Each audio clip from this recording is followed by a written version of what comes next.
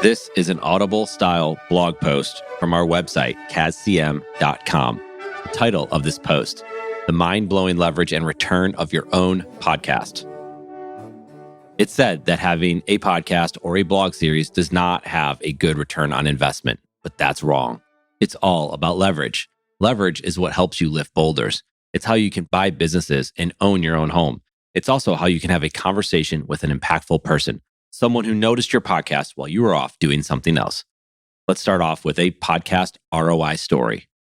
We only had one microphone. It sat in the middle of a wooden table in our conference room, plugged into my MacBook Air via USB import.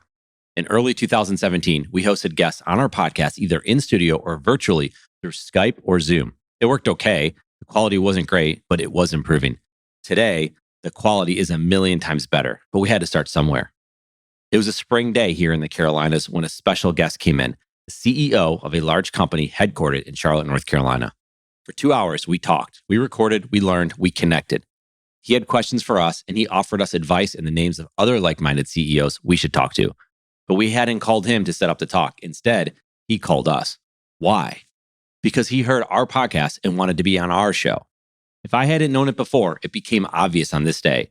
Our podcast was leverage, significant leverage. My business partner, a true numbers guy and an Excel junkie that we call the strategy addict, he's still trying to figure out our ROI on that fine day, but it's surely way above 1,000%. Now let's talk about a better way to reach out.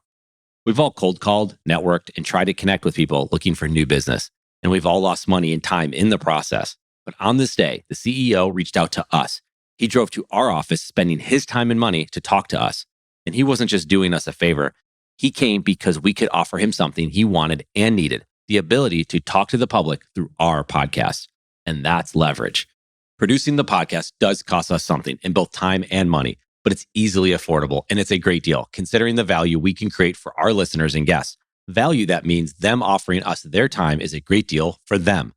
And when one CEO comes to talk, others follow. Some of them decide to work with us, becoming paying clients for many years.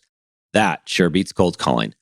And then consider all the benefits we receive from hosting our podcast that we've discussed on our blog and in our podcast.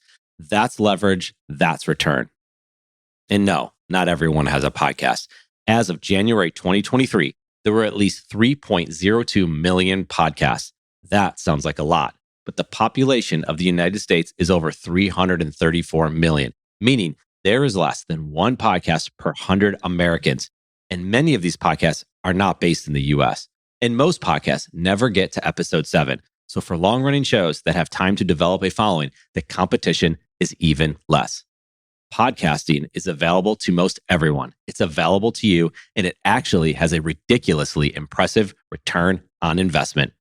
Thank you for listening to this article titled The Mind-Blowing Leverage and Return of Your Own Podcast. To learn more about KazCM, visit kazcm.com.